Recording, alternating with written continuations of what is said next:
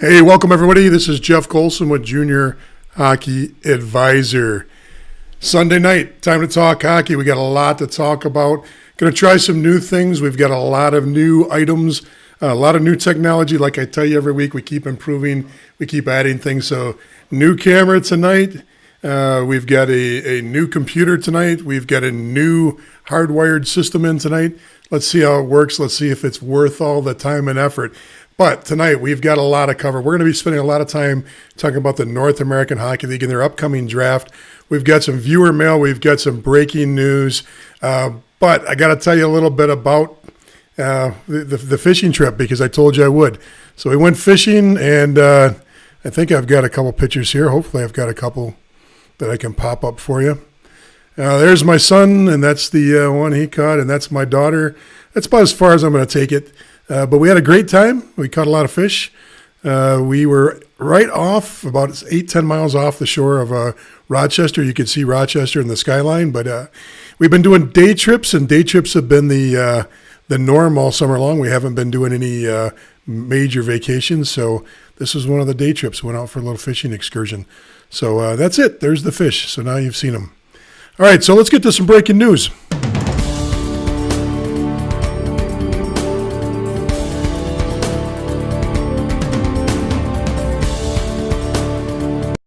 The BCHL has said all along, without fans, they don't have a season. So they are hoping by the time December 1st comes along, the province will have a strong enough handle on COVID-19 to allow gatherings of more than 50 people. They are hoping to start with 25% capacity at their rinks when the games begin. We don't know how this virus is going to act in the fall flu season. And so what we wanted to do is give it time and push our season back to make sure that if there is some sort of second wave that we see it coming and don't actually get in the middle of it. If they can start December 1st, the BCHL plans on a 46-game schedule, down about a dozen games from a typical regular season. The playoffs will conclude in May. Until then, all teams have the option of running training camps, practices, and skill development for the 3 months leading up to puck drop in December. And for the most part, everyone can't wait to get going. It has been a long break. We're kind of just chomping at the bit. Like I'm sure a lot of our people in the community, they're probably excited for hockey to start, and we're there. We're close to having a season start date, so we're just kind of getting everyone in here, getting them all trained up, and then hopefully we can start the season. The BCHL is still having conversations with the province, looking for financial support to help keep the 20 franchises viable. A season without any hockey would be devastating, but the league has worked diligently to find a solution. You know, we're a very optimistic group. We've had a task force together since March when we shut it down, and all we're trying to do is problem solve, and that's going to be our process going forward. We just don't know what's around the corner. But at least we have some clarity for the players and their parents as to what we're trying to accomplish. I want to thank TSN for that. That's part of their news broadcast. What does this mean? What does this mean for hockey? The BCHL is on.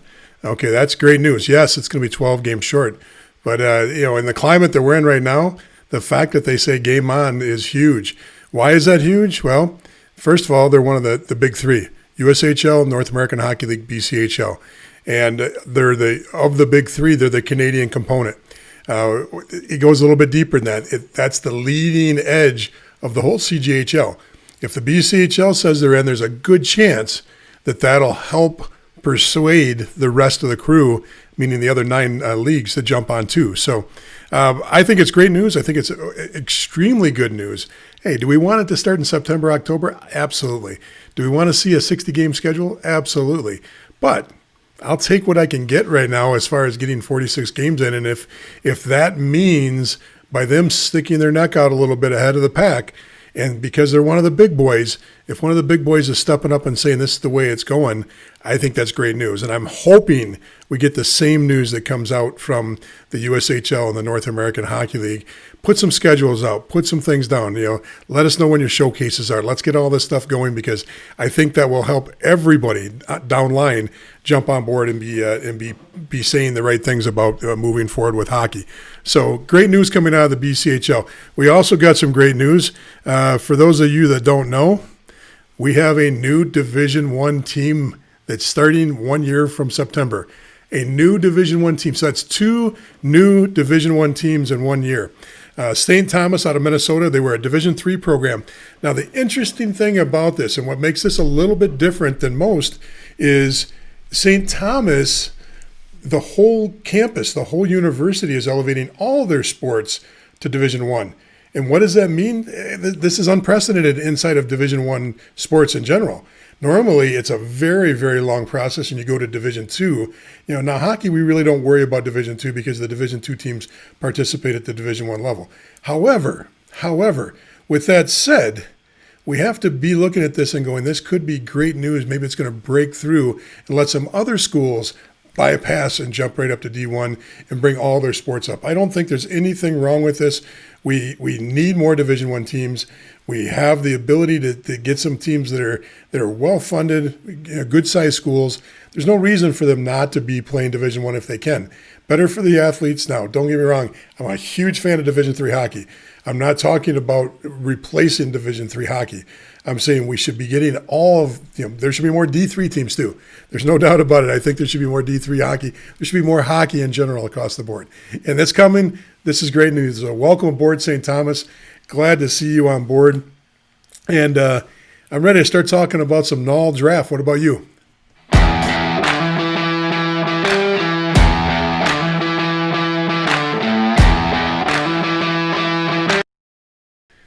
All right, let's get into the NAHL draft. I think the discussion is going to be interesting. This is what's really fun about this tonight is this is a big part of our master class, and I've taken a small section of a section of a discussion about the North American Hockey League and broken it down a little bit so we can use it tonight. You can get a little taste of what the master class is about. And the master class is for people that are looking to be in the industry, working as a professional in the industry, as an advisor, as an assistant coach, assistant GM, any kind of entry-level job, and maybe more. There are people that are in the class right now that are already in the industry that are looking to elevate themselves up. Got a class starting in August. This wasn't meant to be a promo for the class, but you can get an idea about it too. Hey, if you're out there, tell me where you're from. We're using a new service called eCam tonight, and we're using eCam along with a new service provider. They may have a little button on the feed that you're looking at for you to participate in conversation. Now, I can see your conversations coming over Facebook, but since we're pushing out to much more than just Facebook tonight, if you hit the little button, I think it'll acknowledge and let you jump on so that you can actually be a user and actually jump on and talk. So if you're out there and you want to talk, just click on the little button on there. I think it says something like Facebook user, and then you can actually interact a little bit more, and maybe I can read some questions or get some feedback for you. So I see a few of you already jumping on and doing that. I appreciate that. That's really cool. And we've got Topeka coming in. We got Potsdam coming in. We got Arizona coming in. Now it's turning into a show again. We've got Riverside, California. We've got Georgia, Flint, Michigan. Hey, hometown. Gotta love it. I see a relative popping up there, here and there. Okay, great. Crowd's building as we're going on tonight. I'm very impressed with how loyal some of you have been to the show, either watching it live or watching it in replay. I don't know if any of you are paying attention, but our reach now is well over 10. We've pushed the reach up to 15,000 in some of these broadcasts. Our actual viewership is over 1,000 now. And we're getting into the realm of actually being a legitimate show. And I appreciate that. I'm not saying that we're not legitimate. I'm just saying our numbers are starting to legitimize it at a different level. Welcome, Rockford, Illinois. Welcome, Syracuse. Welcome, New Jersey. Great to see all of you on board. So let's talk about the NAHL. Let's talk about the NAHL draft. Please, if you see something you don't like, if you see something that you don't understand, throw me a comment. I'll be glad to either speed up or slow down. I don't want to put anybody to sleep, nor do I want to talk above anybody's heads when it comes to the analytics side. I love this stuff, and I just don't want to. I want to do it so it's fun for everybody, not just me. All right, so normal draft for the North American Hockey League is in June, not this year. This year it's this upcoming week. So we're going to see the draft this week. They did a preliminary draft of just 3 rounds a few weeks ago. That was all COVID related. Now we've got a situation we're in a situation now where the second part of the draft's coming around. That's more of the legitimate side of the draft. And let's get going. Here's how the timeline works on this. The timelines are players are tendered during the season sometime, and there's a set date on that. I think it's got to be after November, December when a player can be tendered. Who's normally tendered? We'll get into that in a little bit. Veterans are assessed. So all last season, veterans are being assessed. And some of it's formal and some of it's informal. Some of it's with the conversations with the coaching staff. Some of it's just the coaches going, hey, we've got to have this kid back next year. Or sometimes coaches say, we're not going to invite this kid back next year. They know well in advance they're not going to invite a kid back. Can happen either way. With that said, that's just part of it, assessing the veterans. Then we get into the pre-draft skates. You get into the showcases. You get into the actual any kind of draft skate. Now, the pre-draft skates that have been going on for the last 3 or 4 weeks. This year is an off year. It's a weird year. So a lot of things I'm saying fit for the regular season. They may not have fit perfectly for this year. The way the pre-drafts are supposed to work is the pre-drafts are usually done by the league and by individual teams and by groups of teams. In other words, you might find an individual team that does a pre-draft that says, hey, look, I'm just going to pick up a name because I saw it coming across the screen, Topeka. Topeka says, hey, we're going to do a pre-draft skate. And they might do it anywhere in the nation. They might do it in Chicago. They might do it in Flint. They can always do it somewhere, and they do it in markets they think they're going to get good response from. They get out and see players. They can also have a league pre-draft, and the league is for every team to skate with, and they also do that in numerous cities, and I think they just finished those up last week. Then you've got the combined teams, 1 team, 2 teams, 3 teams, 4 teams. They pick a city, they pick an area, and they do a pre-draft together. In all situations, you're getting in front of a group of coaches, you're getting yourself seen. Okay, then the draft comes along.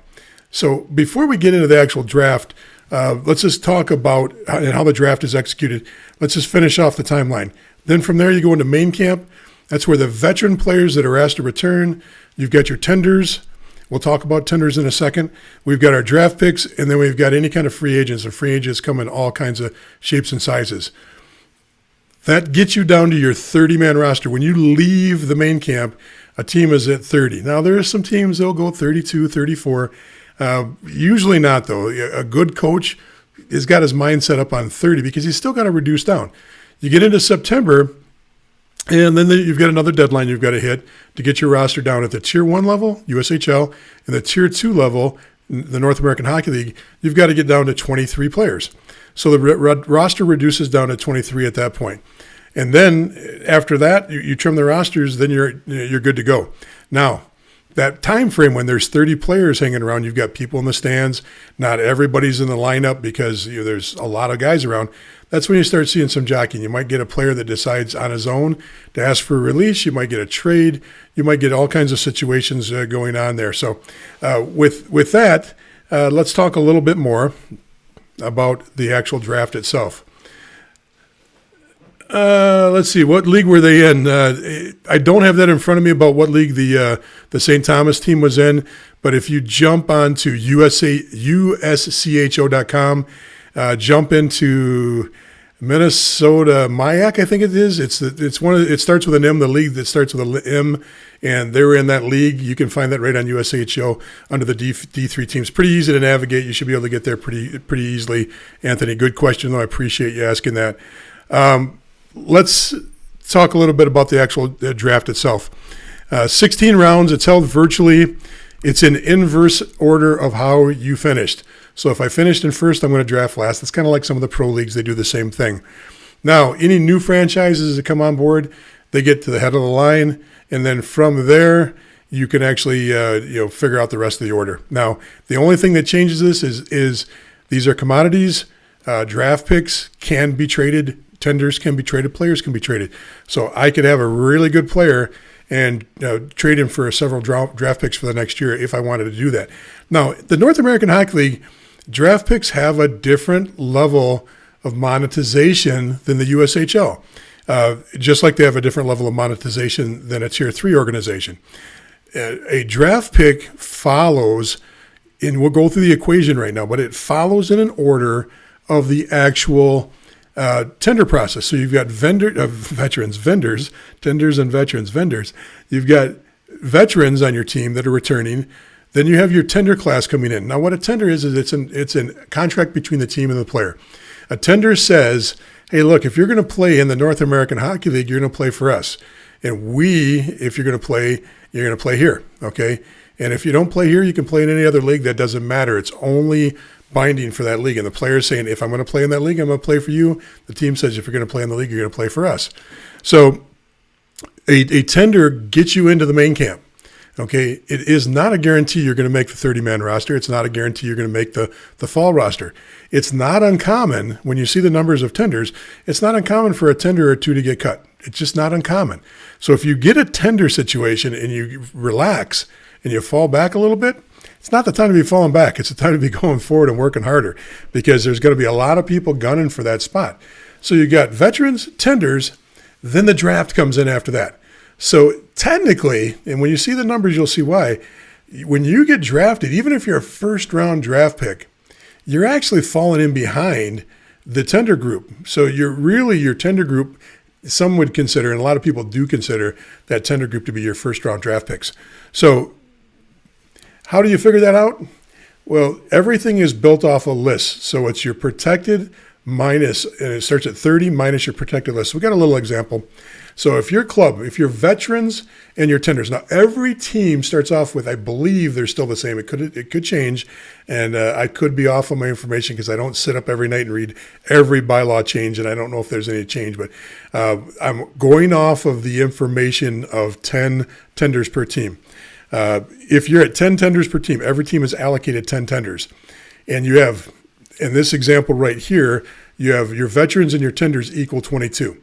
So if you've got 22 total players that are either veterans or tenders, you minus that from 30, and that's how many draft rounds you get to participate in. So if you've got one veteran coming back and you've got 10 tenders, you have 11, you take that and minus, you'll go through all the rounds and you'll still have to find other players. This is assuming that every team's going to have 3, 4, 5, 6 veteran players coming back at minimum. The example I gave you is pretty common. If you get your 10 tenders and you've got 6, 8, 10, 12 veterans coming back, you're going to participate in the rest. So once again, in this example, the veterans and the tenders equal 22. So 30 is your protected number. Minus the 22 means you've got 8 rounds of participation in the draft. So you just build off of 30. If you've got 5 veterans coming back and let's say you've got 15 veterans coming back and you've got 10 tenders, that's 25. It doesn't matter if that tender says yes or no. If you signed a tender contract, it counts, okay? So if that tender later decides to change his mind, that doesn't matter. You don't get one back, even if he does it the day before the draft. Your tender is signed, you used it. It's use it or lose it before the draft.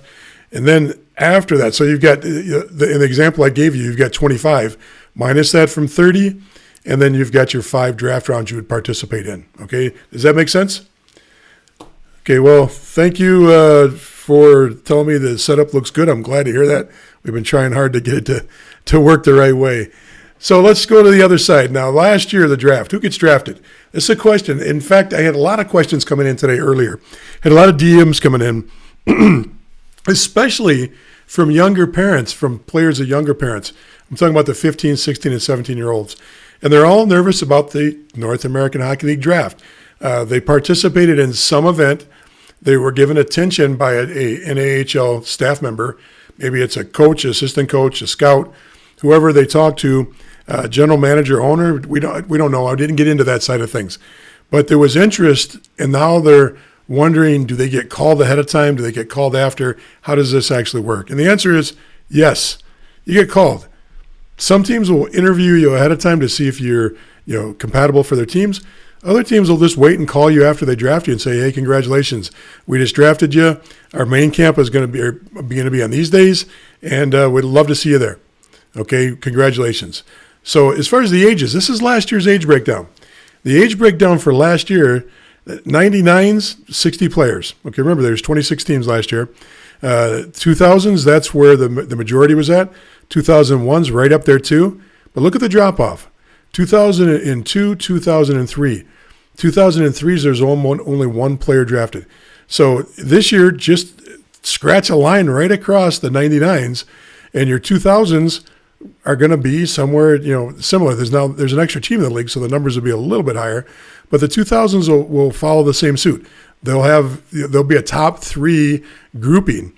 Then your 01s and your 02s are going to be the meat of your draft this next year. And your 03s will get a handful. They'll get a dozen or so, maybe 2 dozen tops. Then your 04 class, you're not going to be on the board much, okay? If you're in 04 right now and you're looking at this draft, I'd be highly surprised if it doesn't look that much different than this, that, there's a couple of 04s on there, but not a lot. And why is that? This is an old league. The North American Hockey League is old. Okay, they play an older roster. This is not the USHL that's mandated to have young players. This is an older league. So that's very, very interesting when you're young to hear how much pressure is being put on people in their minds on this draft. So if I'm an 03 or an 04, I'm putting no pressure on myself going into this North American Hockey League draft. The best situation for an 03 or an 04, looking at the North American Hockey League, if the door doesn't open, is to be on a team that has the ability for you to affiliate with the team. And what I mean by affiliate, that's your U18 situation where they've got a good affiliate relationship where you can see that they've built a path. Over the last 3, 4, 5 seasons, there's 3, 4, 5 players that have gotten up and played games with the North American Hockey League team off of that U18 team. Now, not everybody can fit into that situation. But if I have an opportunity to make a choice and I'm looking at all my opportunities and I thought the North American Hockey League door was going to open and I'm an 03 or an 04 and they liked me, they gave me a lot of time and a lot of attention, I want to put myself, if I can, in a situation where that team can still see me and still be able to appreciate what I do. And I want to put myself into a team situation that possibly affiliates, or even if they don't affiliate with that team, there's an affiliate relationship so you can get up and get some games inside of the North American Hockey League. I hope the affiliate thing is understood. 18 teams, and the league has the ability to affiliate so many players, and I don't know the number on that. If you need that number, DM me. I'll send you the number, but I don't have that off the top of my head. But a U18 team can have, there's no limit on how many players from their team goes up, but every NOL team can affiliate so many players I believe that's before the trade deadline, and those players can actually move up and play and come back and forth. So hopefully that makes sense for you. Let's just talk a little bit about the numbers. Last year, of the drafts, 41% made a team. Okay, I'm going to say that again.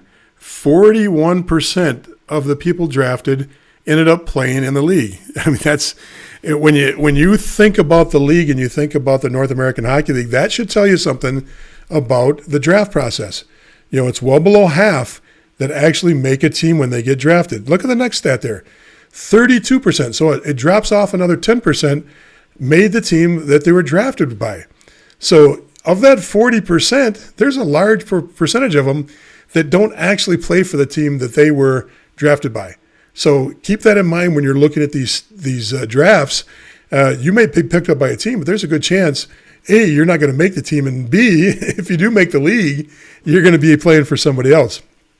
Here's another stat that most people don't think about.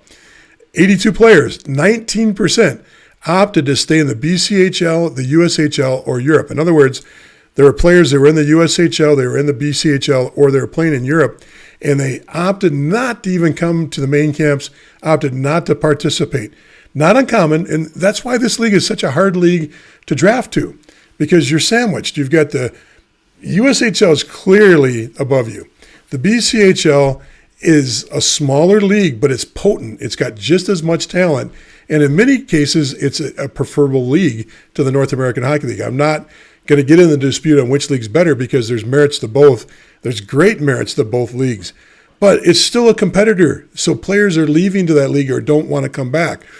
Then you've got below you, you have the NCDC, you have Europe, and you have some other options out there for players. Maybe they stay in prep, maybe they stay at Minnesota High School. So you're sandwiched in the North American Hockey League. You have to be able to pull some kids that aren't happy in the USHL, sorry about that, or you have to be able to pull kids from the BCHL, and you also have to find talent from the rest of the CJHL. So you're looking to draw from all different levels. It's a very, very difficult league to actually put a good draft list together. As you can see, 19% of the league that gets drafted just doesn't even show up. So that means 2 out of 10 picks, 1 out of 5, don't even show up if they're drafted. I did that math in my head, by the way. So where do they come thinking? I just answered this question. They come from the USHL. They come from the CJHL. All 10, actually 7 of the 10 CJHL leagues actively participate in the draft. In other words, you're not going to see too many kids out of the Maritime, out of the CJHL. You may see some kids out of Quebec in this draft, but not a lot. There is a little bit. And you rarely see a SIJHL, a Superior International kid, come out into the North American Hockey League draft. But the rest of them, the other 7 of the 10 are active participants in the CJHL. And if you haven't figured out what the CJHL is, I've talked about it a lot. I've got a video on it. I talked literally on a video. It's good to grab. I'll make sure I pin it up on the board today. I've used it a lot, but it's the NAHL secret weapon, and it talks literally about the CJHL's role and the importance it has to the North American Hockey League. Because a lot of players use the CJHL, and you can see that in this draft. You'll watch that in this draft. You'll see those players coming from the CJHL into, Americans and Canadians, into the North American Hockey League. So they come from Minnesota High School after they graduated, and the league is great at pulling up Tier 1 elite players. The USHL has a good relationship. The North American Hockey League has a great relationship with the Tier 1 elite. So the players that reported to main camp, I've already covered this, is your veterans, your tenders, your draft. Didn't really get into invitees. What's an invitee? It's somebody the coach didn't draft, that sent him an email, and the coach says, sure, you can come to camp. It's a kid that calls at the last minute that gets cut from the BCHL. And this year, what our situation is, and this is really going to be what's important. What happens if there's a lot of these players that are American players, and we get about 125 that usually go to the BCHL? What happens if they say, I don't want to wait till December. I can't wait till December. I want to play now. Okay, it's almost as devastating to the BCHL in a way. It's glad to see they're up and running, but it could be a big impact because those players will trail to the USHL into the North American Hockey League. So we could see a mass influx of player because right now it looks like it's going to be tougher for an American to play up in Canada than it is going to be for a Canadian to come down here. I think the last I was talking, the Canadians that come down have to actually go back into quarantine when they come back. But right now, U.S. players aren't able to go up to Canada at all right now. So that gives you a little bit about the invitees. So here's some just numbers to think about. 68% of the top players in the league are not drafted. Okay, let that sink in a little bit. 68% are not drafted. And why did I say of the top players? Because what I did was I literally took the top 8 teams and just looked at them first, and then I sampled the other teams down. But this is extremely important for you to know. Veterans and tenders and free agents. And what do I mean by a free agent? A kid could come into this league in September that was in the USHL, that was in the BCHL, and was released and had the ability to just go anywhere he wants to go. Somebody could be coming out of the NCDC. Somebody could be coming back, and this happens at the USHL level more, but somebody could be coming back from college and want to continue playing juniors because they still have junior eligibility and things didn't really work. And then half of the teams kept 2 or less draft picks. Think about that. So this draft, half the teams, 13 teams, kept 2 or less draft picks on their roster. So that's got to be very, very important when you're thinking about this process. So last year's draft, teams with 5 or more draft picks with players on the roster. Okay, so if you look at that list right off the bat, there should be something that springs out right away. If you don't know the league and you don't know the league very well, you can look at this and may not get as much out of this. If you know the league, you'll look at this and go, Maine, new team. Maryland, new team. Springfield, not a new team, but New Mexico, brand new team. Okay, so you've got 3 teams right away with a lot of draft picks. Now, what's interesting is Lone Star was one of the best teams in the league last year and still has they've got a machine there. It's a little bit different. So you got one top team, and then the other 4 teams are on the bottom of the league. So they get higher draft picks, so you would assume, because you've got higher draft picks, that you're going to actually get players that will stay on your roster. But the other side of it is, juxtapose that to Lone Star. Lone Star has got it figured out a little bit, because this isn't the first year where they've had a lot of draft picks that actually make the team and stay. They've kind of found that sweet spot. Remember, this is a tough league to draft to. But if you've got pipelines and you've got U18 coaches that trust you, if you've got a Tier 3 program that works for you, if you've got good connections with advisors, all this stuff, Minnesota high school, coaches that trust you. So when all those things come together, you get situations like that where Lone Star is able to put 5 players that were drafted into their roster. Now, the other ones, you got to expect a brand new program to have draft picks and be playing draft picks. That's the way it is. That's the way it's got to be. When you're brand new, you're looking to fill the roster up, and it's going to be that way a little bit. But let's look at this next number. Here's teams with 1 drafted player on the roster. Brookings, Bismarck, Minnesota Magicians, Fairbanks, and Jamestown. There are teams out there, and this is, once again, I already made the point. The magic number of 2 is half the league. You've got actual teams now that have 1 on their roster. So here's the actual roster. I know this is a little bit convoluted, but don't play the color game with me and don't worry about it. So here's your 4 divisions of the North American Hockey League. Red is the top team in each division.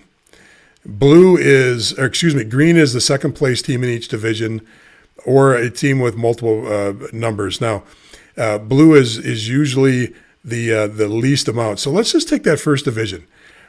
This was done, let's say February. I put this together. So all of these programs have added numbers. They've all added college commitments.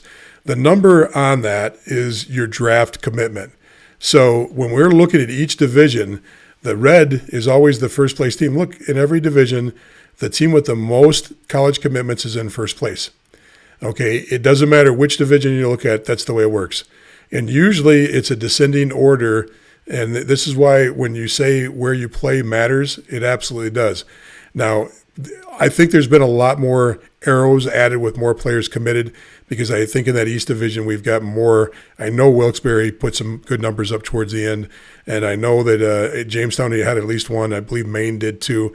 But remember, this is a couple months old. The only reason I show you this is I want you to see that there's numbers of the draft picks are incredibly high in this league. And if anybody tells you that this league does not put out Division I talent, it is absolutely crazy. This league is very, very good at putting out talent. So this one's a little bit tougher. And bear with me a little bit, because this is actually a draft efficiency log. And now this is the top teams in the league and the very last team in the league. And the last place team is Odessa this year. So you've got Lone Star, Amarillo, Fairbanks, Aberdeen, New Jersey, Topeka, Johnstown, Shreveport, and then your last place team, Odessa. The first number you're looking there is your actual, hey, South Dakota, how you doing? Thanks for coming on. The first number you're looking at there is actually the amount of picks they got that year. Now, remember, your number can be lower because if you have a lot of veterans returning and you've got a lot of tenders, your number of draft picks or draft rounds that you participate in are low. So there's your number at first. Then your players retained is your second number. First of all, you've got a 50% efficiency rating right off the bat with Lone Star. They had 10 picks. They had 5 kids stay. That's amazing. Now compare that to the rest of the top teams in the league. The rest of the top teams, anything from 10%. That's Odessa. That's the last place team. But most of them are 20-25%. With the exception being New Jersey, they had 9 picks and 4 of them stayed. They got a 44%. So that's incredibly good. If you're at 25% or higher, you're doing really good on your efficiency in this league. So if you're at the 35, 45, or 50%, you're knocking the ball out of the park on this. So the next is the total amount of points by retained players. So now here's where the real interesting number comes into play. Look at the point production that Lone Star is getting with their 5 players. Now, of course, the number's higher. They got 5, but they've got 103 points coming out of those players versus Fairbanks. Yeah, they got a player to stay, but they had 7 points out of him.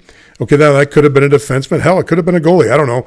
But the point of the matter is that your point production by your retained draft players is important because every year there's a threshold number of total goals, total assists, total points that it takes to be a top team in the league. You can go back and figure out the analytics on it, and it's a huge part of the equation.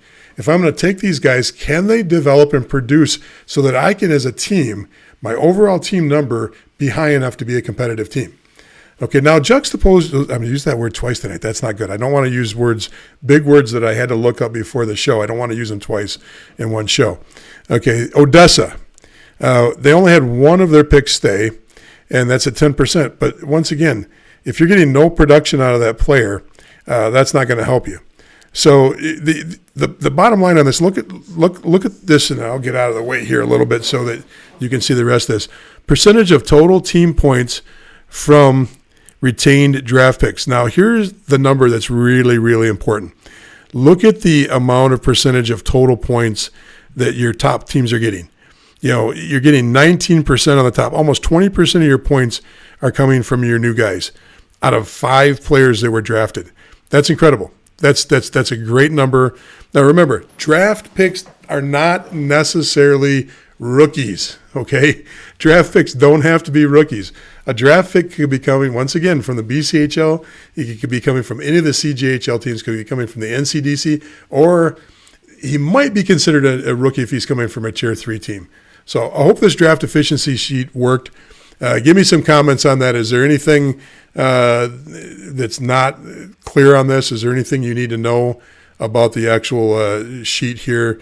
And this is the draft efficiency. I didn't do the whole league, just gave you the top 8, and then I also gave you the bottom team so you can kind of get a look at those numbers. So anybody out there want any more information on that? Okay, I'm going to move forward. Okay, so once again, Origins. This is just to let you know how the draft works. We're not on the draft efficiency anymore. We're just on Origins. Tier 1 Elite, you can see as a percentage of the draft, 35%. Other midget is 15%. And that's the NAPHL. It puts up high numbers. The North American Prospects League, U18, that gets high numbers. Prep school kids coming in, that's not so high. That's only 6, but it does make up a little bit. Europe, I don't think you're going to see high numbers from Europe this year. Minnesota High School, these are kids that have graduated. Michigan High School, there's a few programs out of Michigan that are pipeline schools. There's some pockets in Michigan that do a great job. Michigan overall is not a hotbed for high school hockey. They have great rivalries, but they're not deep. But there are a few schools in the Detroit area that are just monsters. One school up in the Flint area, Powers, is a sometimes up and down, but has been a monster in the past. And then Canadian Midget. But the reason why these you're seeing these Origins, these are not including your CJHL kids coming over, but you can see where they're coming at as far as the U18 level kid. Okay, I'll talk about that. Thanks for bringing that up, Jay, talking about the timeline for goalies. Let's just crack into that right now. Timeline for goalies. This is probably the area that is the Null usually stays the oldest in, and justifiably so. There's no reason for them to be young. And think about it this way: why do you? Let's talk about it in general terms. Why don't you see a D3 team with a true freshman across D3 hockey? Why won't you see a kid that's U18 go into D3? Because D3 schools don't have to take an 18-year-old. Okay, they don't have to take them at any position, and that's why they don't, because they have picks. They're at 19, 20, 21, 22 years old. If I've got the choice between two things that are all equal, and one's 22 and one's 18, one is just learning how to do the twist off top. The other one's probably had enough hangovers that he doesn't have to worry about it, and I can trust that he's just going to focus on his books. I kid, Mom. I kid. That's not the way it is. Every one of these kids are being good kids all the time, and I truly believe that. All right? So getting back to Jay's question, goalies in the North American Hockey League, yes, talent speaks. but veteran talent speaks loads higher. You're not getting as many rookies coming through the draft. You can break through and look at this. Once again, is it better to be the third goalie or a second goalie in a North American Hockey League situation and get limited time? Or is it better to be on a strong U18 team and knock it out of the park and then step into a team as an older player? Or is it better to come out of U18 and go play in any of the CJ programs or on a strong North American NA3 team, potentially even playing in the EHL, and then develop and move out that way? I can't tell you, Jay, that there's a situation where it is lights out, consistent, where young players break into the league at the goalie position. There are some teams and there are some situations where they'll take a younger goalie, but for the most part, you look at any of the success over the last few years, and at the end here, you'll see the most success at the end of the slideshow was Amarillo and what Amarillo did in the veteran status that they've got. So I hope that answers a little bit of what you're looking for, Jay.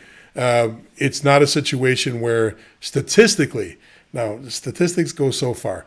If I can tell you right now, and you've probably experienced it too, many of you out there that are coaches, you know as well as I do, if there's a lightning position that can turn on a dime, it's the goalie position. And that goes both ways. It cuts both ways. But on the positive side, I've watched NHL guys in the stands scouting somebody and go, after one flurry of shots on net, go, I want that guy. I like that guy. I want that guy. I want him on my team. And it's like the defenseman they've been watching for 3 years. The forward, they've watched him for 44 games. And the goalie has a flurry and they've never seen him before, and all of a sudden they want him. That position has this lightning effect on people where they can make instant calls on them. But just in the same token, with the goalie position, you can have the same effect on the other side. Once it sours, some coaches sour it, boom, it doesn't matter. You don't have the time to work your way out of it like you do other positions. But statistically speaking, it's an older league across the board. It's an older league across the board. I think I looked at the top 10 picks, top 26 picks in the league this year. I believe, let me pull that sheet up for you. Of the 26, there was about 4 or 5 goalies. They were drafted last year into the North American Hockey League. And of the goalies that were taken, I'm seeing mostly 00s, and 99, 00, and 01. So once again, older kids. Hopefully that helps a little bit, Jay. I wish I could get into a little bit more, but I'm trying to keep this a little bit on topic tonight as much as I possibly can. Since each NA team needs to draft an NA3 player. I was going to get to that. We'll get to that in a second. Don't steal my thunder on the NA3 here. I want to get first to the best draft class from last year. Whoops. I'm not even going to try to find that back. I'm just going to jump screens. But Amarillo had the best draft last year. They had 2 players, and 2 players that were top 15, top 20 in the league last year. I'll make sure that I'll post those names. That I'm still learning my system, so I'm not going to try to pick that up. So the question came up is, what happens because in the North American Hockey League, there's a mandate. Last year, there was 26 teams. I got to take that down with St. Thomas. You don't want to see St. Thomas up there. There you go. There's 26 teams. There were 26 players drafted from the NA3HL. There wasn't 27. There wasn't 28. There wasn't 30. There wasn't 25. Each team's mandated to pick one player from the North American 3 League, and they all do. They all comply. What does that mean?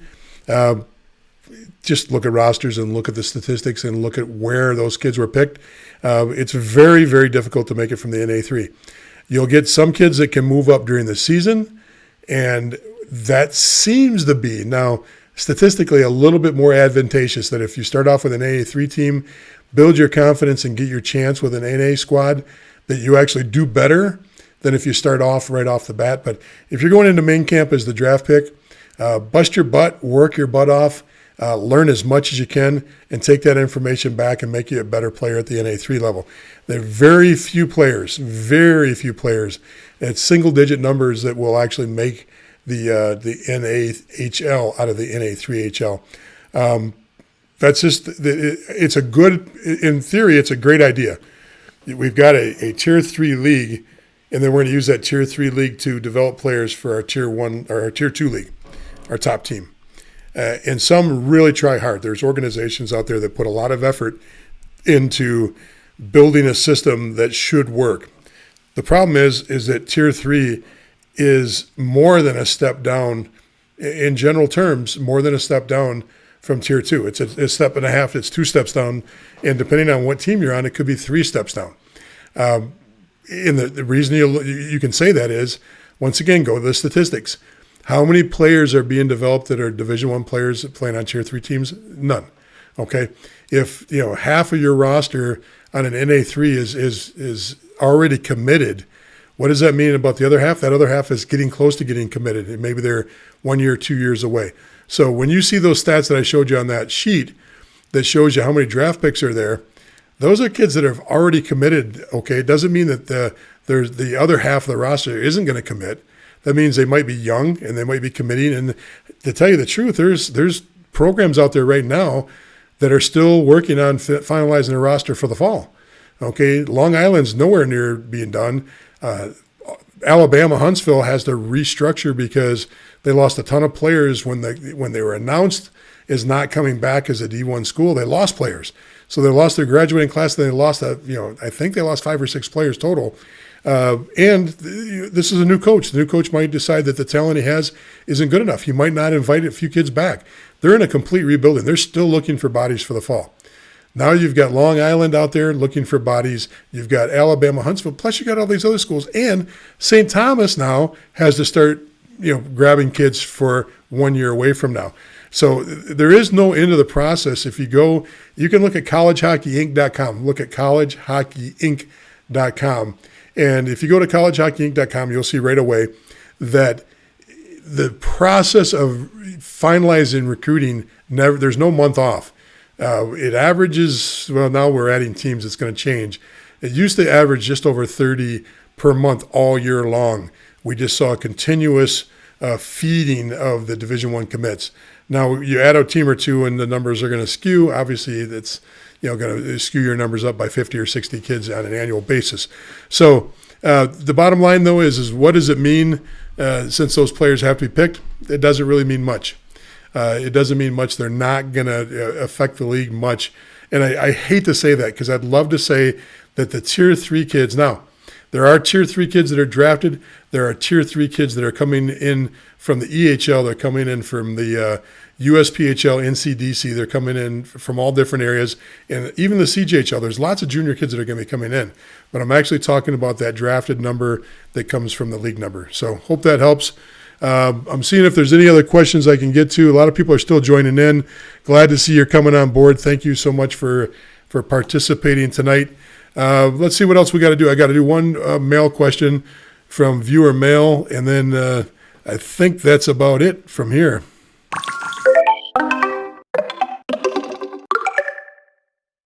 Okay, I had to use that. I just had to do it. We worked on it today. I figured out how to do it. It's my transition into mail. So here's our mail question for today. Our mail question for today is travel versus high school in non-traditional markets. So to be a little more specific, I'm in a non-traditional market, meaning I'm not in the Bostons. I'm not in the Chicagos. I'm not in the Detroits. Heck, I'm not in the Colorados. I'm sitting somewhere else, mostly west, northwest, maybe south. The Floridas, Arizona, Texas, California. Maybe not so much California anymore. But I'm in a market that's non-traditional. Let's just use that phrase. And I've got a choice between playing on my high school team, which is most likely club, because that's what most of those markets are playing is club hockey. I don't know of many formalized leagues that are in the northwest, west, or southwest, or southeast. So if we're going to play club hockey versus playing travel, what are the benefits of both? Well, even if you're in a good hockey market, we're not talking about Minnesota. Set Minnesota aside. Minnesota high school is in a different world. But if I'm in Wisconsin, I'm in Michigan, or I'm in Massachusetts, remember, there's only pockets of good hockey. Pockets. So when I go to the state championships at Michigan, if I go to New York, who's got unbelievably just a huge amount of real varsity hockey teams. I can go to the state championships and see 2 D3 coaches total. 2. I can see a couple Tier 3 junior programs, and that's it. Unless there's some phenom there that's playing as a sophomore, and maybe that doesn't even draw any attention. But they're just not drawing numbers of people to watch at the high school level. Now, there could be specific teams in Michigan or New York or specific teams that draw attention. I'm just talking about in general. You're not going to see the numbers. At the club level, you have to think about what your intent is. And this is why you work backwards. If I'm playing in New Mexico, if I'm playing in Utah, and my choice is AA hockey or my choice is a high school club team, I have to say what gets me exposed or what gets me closer to where I want to go. If I'm playing AA and I'm going into high school, chances are I'm not on that D1 track right now, okay? And there's nobody in the high school club that's on that track either. So my options move down to possibly moderate to low-level D3 programs is an outlier for my opportunities, and then ACHA College Club being much more of a development path for me. And then it's just working back and saying, if I'm going to play ACHA Club, which one gives me the better path? Then it comes down to reputation, it comes down to coaches, and it comes down to contacts. You remember, it doesn't matter what level you're playing at. The game is always played the same way. And what do I mean by that? You are your marketer, okay? You are your marketing department, you're your advertising department, and you're the one that's building the connections. You are also your chief negotiator. You're also the chief contract signer. All those things comes from your family unit. And what I mean by that is it doesn't matter if ACHA Club Division III is your level of play. You got to work to hustle, to find coaches, find connections, and start talking to people to make sure that you're opening the door.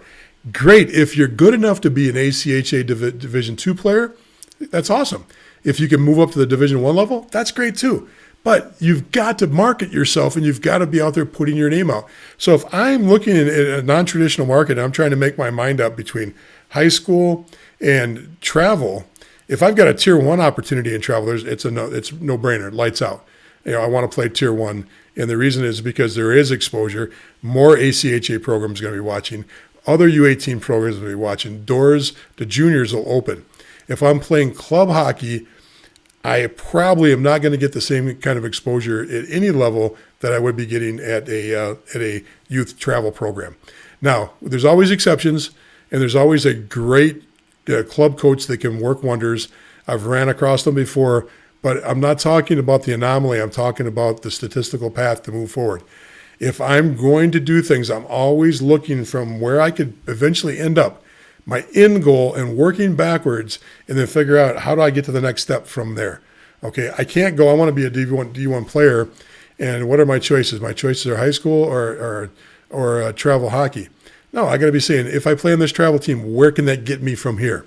Okay, if that can get me from AA to AAA, which is Tier 2 to Tier 1, that's awesome. That's the route I want to take. That's the way I want to move up.